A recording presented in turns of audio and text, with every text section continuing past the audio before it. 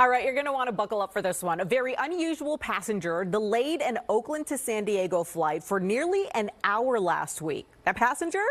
A humanoid robot sitting in its own seat, and the backstory is incredible. Let's go and bring in our business and tech reporter, Scott Budman. Scott, what happened there? Yeah, we are looking into the future, I think, Audrey. You remember snakes on a plane?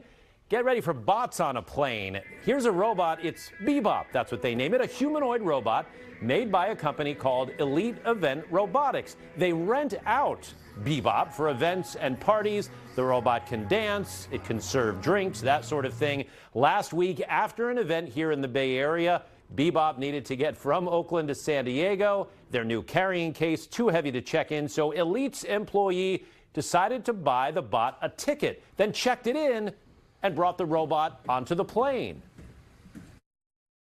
They called the mothers and the children family boarding, and they had Bebop board right after anyone with a wheelchair and any family boarding.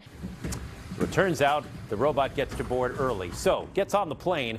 Initially, Southwest is stumped about how to handle this, saying the item was essentially a carry-on and therefore shouldn't be in its own seat.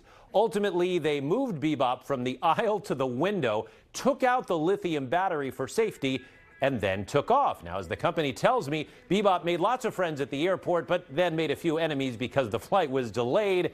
Audrey, welcome to the future.